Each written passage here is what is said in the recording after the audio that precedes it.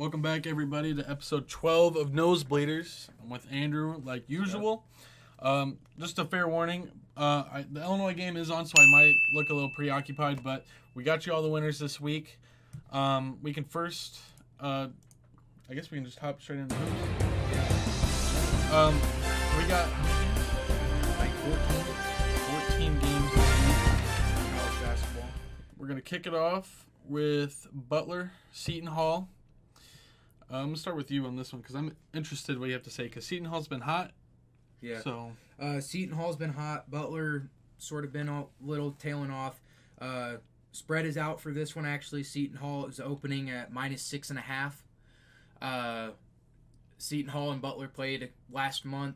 Seton Hall won at Butler by 8. Butler gets revenge with the cover. They probably don't win this game. The number's a little bit too big. Give me Butler in the points. The number does seem too high, which would make you want to take Butler. So I'm going to take Seton Hall. They're a hungry dog. They coming off a big loss. Ooh, I don't know about that. Next game is Michigan at Rutgers. Is that Tuesday as well? Yep. Well, Wednesday. Yeah. So I'll start here.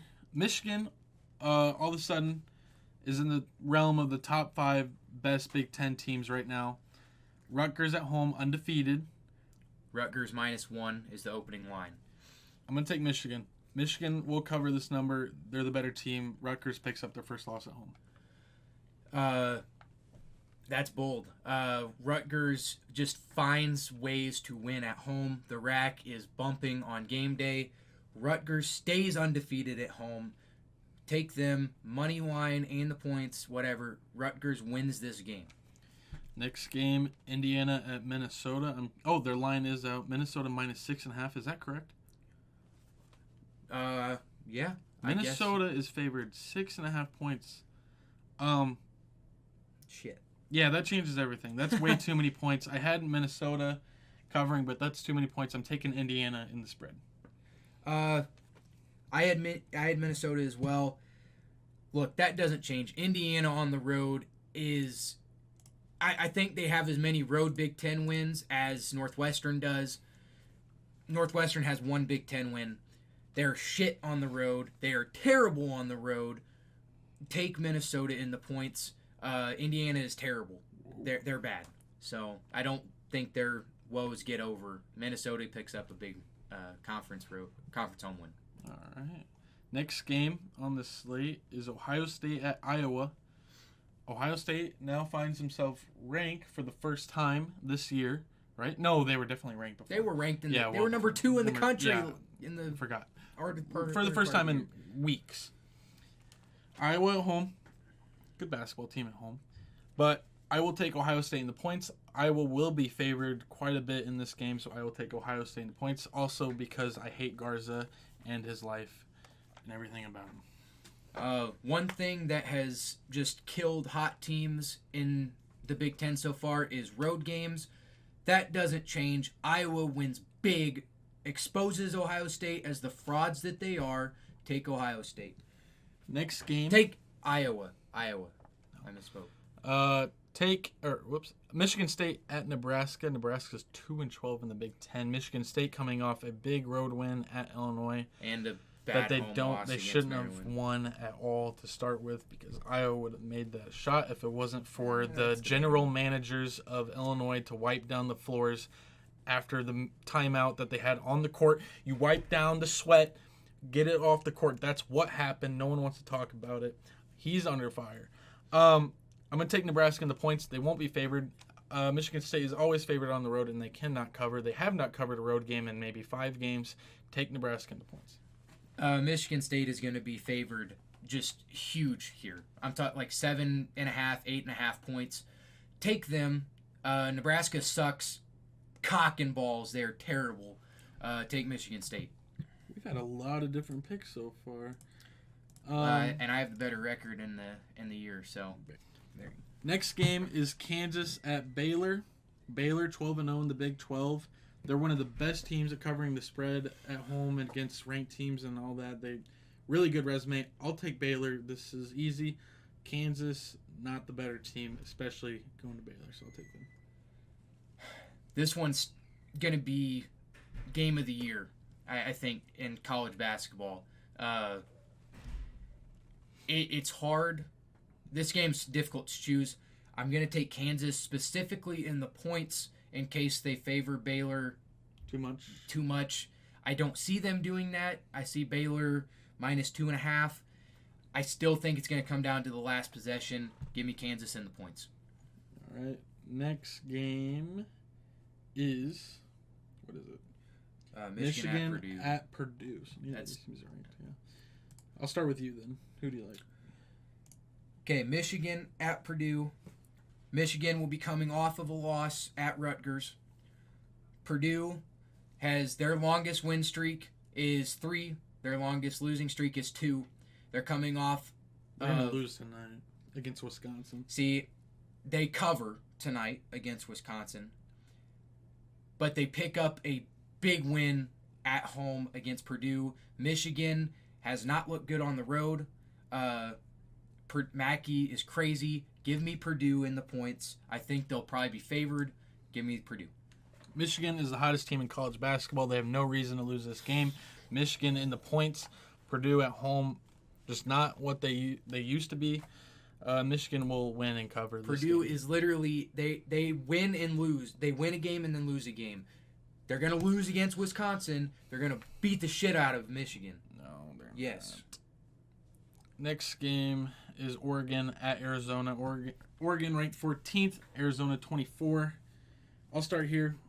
I don't know much about both of these teams besides the fact that Arizona beat Illinois by like 20 really early in the season. Arizona at home seems like the best pick, so I'll just take Arizona here. I think a square would take that. Take Oregon in the points. Oregon is a team you don't want to play come March Madness. They are going to be really good. They probably win this game outright, but take them in the points. Next game is Gonzaga at BYU. Gonzaga is undefeated in their conference. They're finally playing a halfway decent team. BYU is one of the best teams in college basketball covering. So therefore, I will take Gonzaga in the points. A little reversal. I'll take Gonzaga in the points. Yeah, I think this will be a game where people are going to sort of jump on BYU potentially for an upset. It's not going to happen. Gonzaga will win this game, continue to play shit opponents, continue to look good. Gonzaga wins this game, and they cover. Yep. Penn State at Indiana. I'm going to start with you while I try to find this game. There we go. This game, Indiana sucks on the road, but they're at home. I was going to go Penn State first. I was going to take Penn State. But Indiana at home against a top 10 team, it's ripe for an upset. Indiana needs a big win. They get a big win, and they cover. Take Indiana. Indiana needs a big win, but Penn State will come into this game and roll like usual because they are the better team. Except Illinois is winning right now as I speak. Penn State will be coming off a loss going into this game. Penn State picks up a big win against Indiana in Bloomington. Penn State's too hot right now. They're too hot. Rutgers at Wisconsin. Oh, yeah, you can go. Yeah. I can't find it. Okay, yeah, they're both unranked. Both teams pretty equally matched. The difference is it's being played at the Kohl Center. Wisconsin always covers at home. Give me Wisconsin in the points at home at the Kohl Center. Wisconsin sucks. Rutgers will beat. Well, Rutgers is just better. They are the better team in this. They cover. They probably don't win outright, but Wisconsin will probably be favored 4 or 5 points. Take Rutgers in the points. That seems like it's easy. Next game, number 7 ranked Maryland at Ohio State. Ohio State hopefully coming off a big win at Iowa. Maryland, always looking good. They're just due for a loss. Ohio State rolling, just like Michigan. They will come in and win this game, get a big time win. Ohio State in the points at home. I've said this for a while. Ohio State are frauds. Maryland is the real deal. They are legit. They are good. Maryland picks up a big road win this week, and yeah, Ohio State are frauds. So take Maryland. Next game is Monday. Louisville at Florida State on Monday. This one's going to be a good one. I'll start with you first. I'm curious what you have to say. Okay. I'm going to do something here. We got a while till this game. If Florida State is favored 5 or more, I'm taking Louisville in the points. If it's less than 5, I'm taking Florida State. Florida State is an underrated team. They're ranked 8th. They're still underrated. They are good. They are very good. They have a 20-some game home winning streak, longest in the ACC, almost longest in the country. They don't lose at home. Louisville is coming off of a couple bad losses where they just did not look good on the road. Florida State wins this game if they're favored less than 4.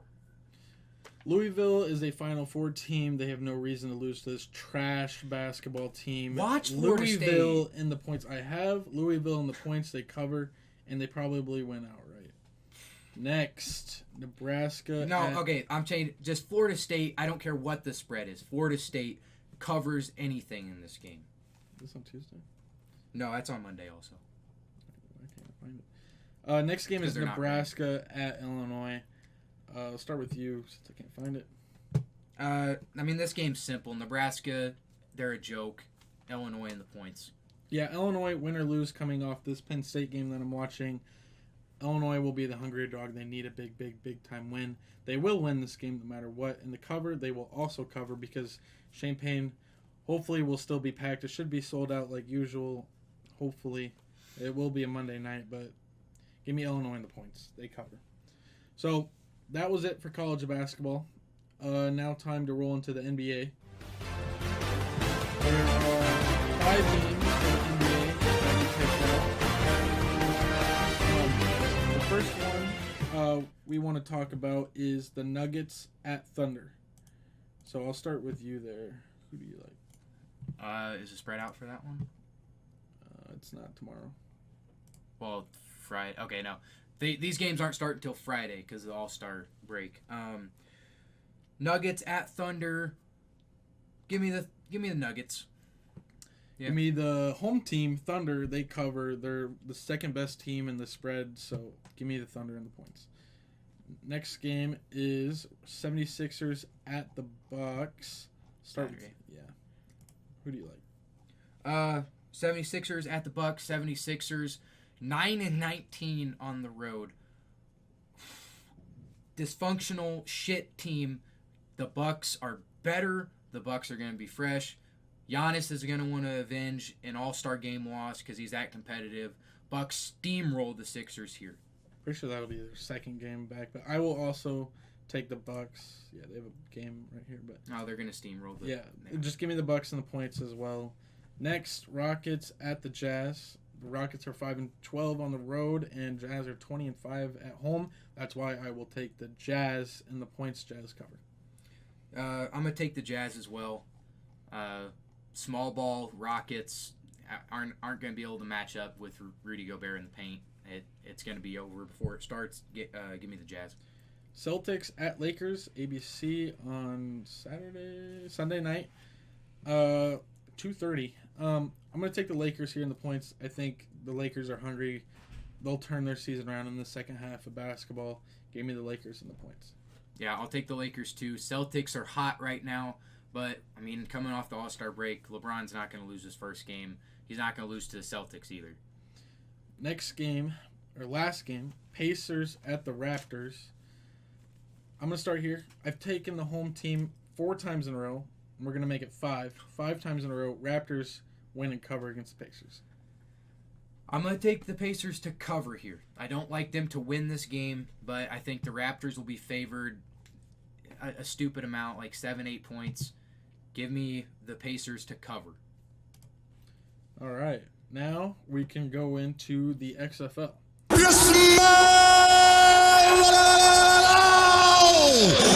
What the XFL is cooking. Now, first game we have is Houston at Tampa Bay. I'm going to start with myself.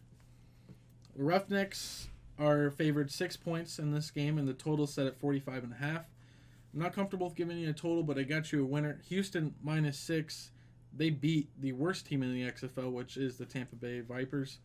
Houston in the points, -6. Yeah. I mean, Tampa Bay, according to the Caesar Sportsbook, was the favorite to win it all. And then their vagina-looking logo is in last place, and they are shit. Never trust Mark Trestman. I mean, the Vipers fans, I don't know why you chose them with Trestman as the general manager, head coach. He ruins everything. Houston wins this game in a rout. Take Houston. And then I'm not going to put on my card. Look at the under, though.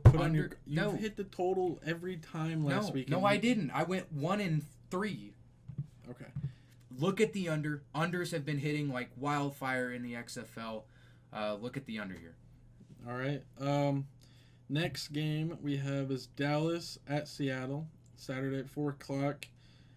Renegades were also one of the best teams going into the league. Like, that's what the Vegas said.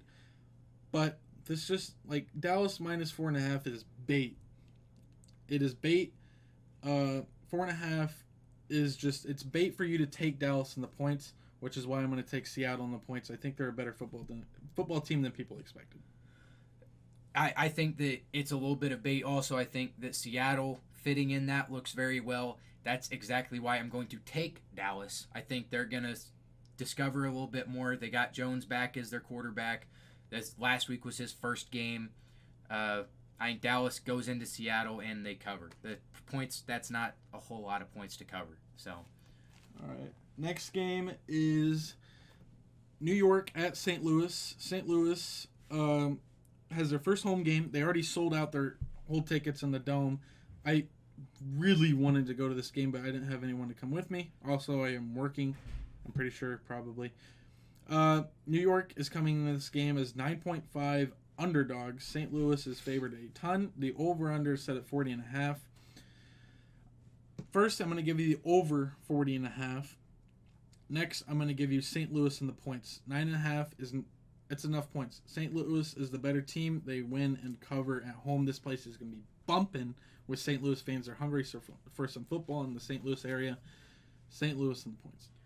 The Guardians, I don't know if they even have a quarterback right now. I mean, you've probably seen it on ESPN and stuff. Matt McGloin basically said we need to change everything at halftime. he made a fool of himself. St. Louis wins this game huge. They win this game by a lot. New York sucks. Take the over as well. It's the smallest total of the week. Take the over. St. Louis might hit that by themselves. I don't know. But take the over. Next game and the last game we have is Defenders at the Wildcats. DC is favored 8 points. They're arguably the best team in the XFL. The total set at 44. I'm going to start here. I like the over again. I used to like the unders in the XFL, but these totals are setting lower. I'm going to take the under 44, and I like DC -8. They covered by 8. Yeah, I mean, you heard it here first. The championship game is going to be Houston versus DC for the XFL this year. The championship game will be Houston and DC. With that said, DC's first road game, they go into LA, win in a rout, take them in the points. I mean, DC is better. Cardale Jones is the MVP of this league. He's good. DC looks good. Los Angeles, it's all DC. All right. Well, now I believe it is time for Mortal Locks. You want to start on Mortal Locks this week, or do you want me to? I went 1-0 in my Mortal Locks last week, so I guess I'll start. It's free cash to take this. DC -8 is free money. Take DC -8. Mortal lock it in right now. Defenders -8 is a lock. I have 2 picks, 2 Mortal Locks, one in the college hoops, one in the XFL. I'll start with the XFL. The Battlehawks versus the Guardians. This game goes over 40.5. This is doable. Guardians are capable of putting up points too. They shut out the Vipers weeks ago, week 1. Well, they let 3 points, but the Vipers are fucking piss poor. Battlehawks. They don't have a quarterback. Battlehawks, Guardians, over 40.5. Next, my favorite thing to do in college basketball is take a Big Ten home game, home winner. Rutgers at Wisconsin. Wisconsin covers the number. This is not hard. Wisconsin rolls. They're the better team, especially the better team at home. How can you say they're the better team? They are the better team. Oh. Next, we can get into some sports news. So, I broke out into little fist bumps of cheer during my second class day at school when it was announced that Breeze is coming back to the New Orleans Saints. So, yeah, I mean, Breeze is coming back. I was never really in doubt. I mean, there was all that speculation. I'm like, he's not going to retire off of that. I mean, if he is, I can't blame him, but I was not in that boat of people that were like, oh no, he's going to retire. I couldn't believe it. So he's back. The only thing with it is, I mean, it raises so many more questions with the quarterback situation. Yeah, my opinion is it's controversial. Andrew and I have had long discussions about this. I think Taysom in some ways is a better quarterback and I think would be a better fit in New Orleans. However, I'm not taking anything away from Teddy Bridgewater.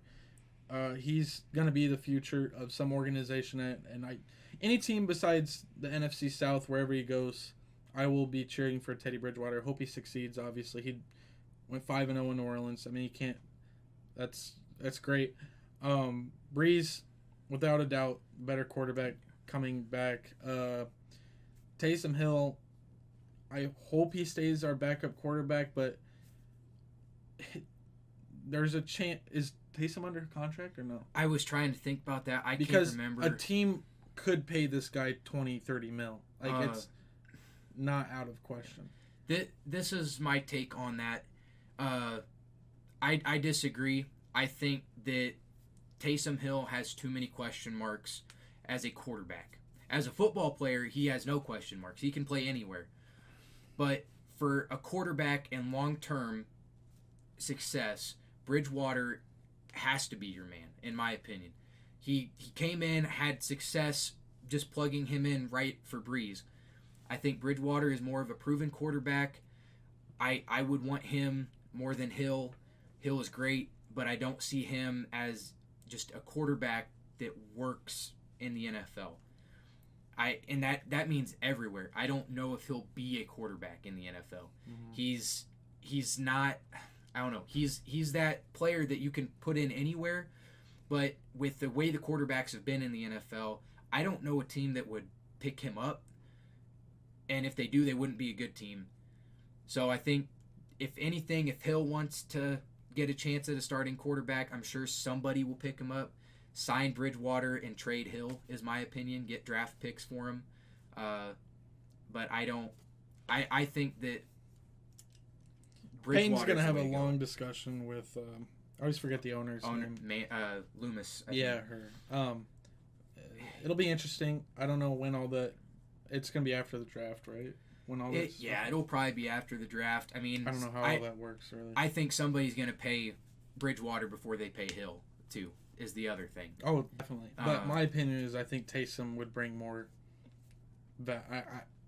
It's a stretch, but anyway. Yeah, it's Saints exciting news for the Saints. Saints, in my opinion, should be a top 3 favorite to win the Super Bowl next year because of all the re-signees that they're getting. Like, our whole O-line, besides one player, is under contract. Our defense is pretty much all under contract. Hopefully we can pick up a few, probably some better, like a secondary is what we need. Linebacker. And then under some like projection drafts, Johnson, what's his first name? LSU. Oh, Jefferson. Oh, Jefferson, yeah. Yeah. So the wide receiver from LSU is projected to go to number 24 to New Orleans. That'd be huge. It'd be huge. NBA. Well, yeah, NBA stuff. So yeah, let's talk briefly about the NBA dunk contest. It's a shock that both of us agree on this, but we didn't think it was controversial. Aaron Gordon did not get robbed this time. Last time, yeah, there was more of an argument. This time, Derrick Jones won that thing. Everybody saying that Aaron Gordon got robbed, I don't get it. I somewhat get it, but he just stole every dunk from Johnson, right? Johnson Jr. From what's his name? Derrick Jones. Derrick Jones Jr. Okay, right? That's his name? Yeah, Derrick Jones Jr. Derrick Jones Jr. did not miss a dunk besides like his very first attempt. He made every dunk look easy. That last dunk he had on the free throw line, he didn't even mean to jump there. And if you watch that dunk, his arm and the ball, like here's the front of the rim, it crossed like here. He had the distance if he was from the free throw line. He knew he messed up, and you can't redo the dunk. But Gordon, he missed dunks, and he got to redo them. And they were great dunks, but they're not as good. Or I just think overall. And everybody's saying that the one that he did where it was off the side and he did the 360 scoop. We've seen that. Yeah, I think that's not original. Like I don't get it. Like it was obviously a great dunk and it was smooth, but we've seen that before. Calm down with the hype on it. But I mean, yeah, I don't get it. I think the way to fix the dunk contest is make attempts matter. Derrick Jones missed one dunk the entire thing. He deserves to win it because his dunks were difficult. Aaron Gordon missed 3 or 4 dunks. You can't do that and expect to win it. You can't miss a dunk and expect to get a 50. Make attempts matter. Don't leave it up to the judge's decision to potentially mess up like they did this year with not having it be a tie. Make it come down to attempts. If whoever has the fewest amount of attempts at the end, if it is a tie, wins. I don't know what's so difficult about that. But yeah, I don't get the whole Gordon got robbed argument. Yeah, so it's dumb. But and the judges are so soft, like they're trying to rig it so it's another tie. Like, get professionals or something. Like, I'm tired of, like, yeah, you got a WNBA player, you got Dwayne Wade, you got Scottie Pippen, you got random rappers no one's heard of. Get them out of there. Like, I think it should be professional, like, analysis. Because there's always controversy because they're trying to make it go into overtime. If you want a real winner, do real judges. Yeah. I'm tired of the celebrity crap at NBA. However, I was just about to say, I was a big doubter in the All-Star game format because it didn't make any sense to me. I love it. It always ends the game on a game-winning shot, and the All-Star games are always close. They're going to keep them close. It sucked that it was a free throw this year, but yeah, but oh well. Yeah, it was still, the game itself was amazing. The total for that game was 307, and it hit by like 4 points. So like, that was exciting for people who had the over and stuff like that. Anyway, I hope they keep that format for a long time. It worked out great. I mean, that was the best All-Star game I've ever seen. Yeah, it was the best All-Star game I've ever seen too. So. Now we can go into comments. We had a few.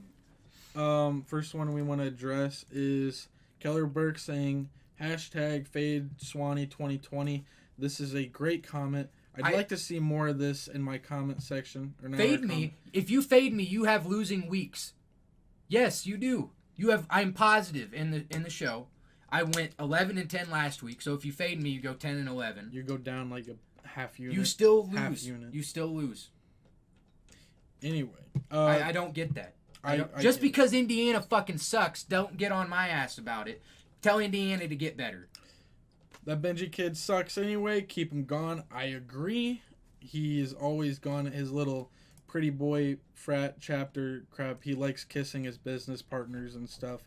That's how he gets the deals done. Good for him. Next, Austin Sanders. This was a great comment, by the way. Yeah, thank you for your comment. Illinois coming off 3 losses from the Big Ten. Do they still have the same spark they did a couple weeks ago?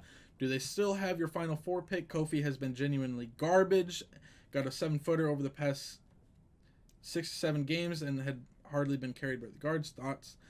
I'll let you go first on this because you're gonna have watching Illinois every game. Kofi is still doing his job. maybe he's gotten worse, but you also have to compare this to the level of play. Illinois had a fairly easier schedule in the Big Ten to start. Now we're playing these real opponents. Penn State right now in Pennsylvania. He's still a freshman. He's still the best top 2 centers in the Big Ten, right? I'm not going to say his name. That's my opinion. I think Kofi is that level. Io, he's back. Thank God he didn't tear anything or anything like that. Anyone input on that? I will say this. I've been saying since they went on that win streak that they were getting hot too early. I still think they got hot too early. You want to have those win streaks towards the end of the year, not in January. I still think they're going to pick up a couple wins. They'll probably end this season on a 4-2 run. But I do think they've lost that spark a little bit. I don't think they're a Final Four team. I think Sweet 16 at best. And I was looking at the numbers for Kofi. You got to look at who he's been going up against. I mean, Jalen Smith, Luka Garza, those are the 2 best centers in the Big Ten. His numbers have been dropping a little bit, but I mean, he's getting to the second time playing these Big Ten teams, and they're going to game plan to take him out of the game. And I think that's where the guards are having to carry more, is because they're game planning for Kofi. And the guards just... Because Kofi, I mean, he's massive. He's a big threat. I mean, if you have to double team him almost every possession just to keep him from having as big of an impact. So I don't think he's been trash. He is a freshman. Level of competition's been good. But, yeah, I mean, it's going to be interesting to see what Illinois can do. Big Ten is really tough. But right now, they do look like 4th or 5th best team in the Big Ten, which is better than what they've been in the past. Definitely. So. I'm more than satisfied with this season. Mm-hmm. Don't sleep on Devontae Graham in the 3-point contest. I know. I tried to make fun of him. He didn't even get 20. Not a shock. Seth's pick didn't even make it to the contest. My second pick was Booker, who got second, so I'm not embarrassed at all. I don't know what happened. I'm not embarrassed by it either. Okay, Trae Young was the favorite, and he didn't even score. He scored 15. He was the lowest scorer on it. Devontae Graham, still a good player. That was a good 3-point contest too. So yeah. So that's it for the show. Comment what you think of the new overlays. I brought the same colors and stuff, like a darker gray and the new basketball court with like lights over there. I thought that was a cool addition. Make it look a little cleaner. I made it all myself, kind of. Anyway, thanks for watching. We'll be back next week with more winners.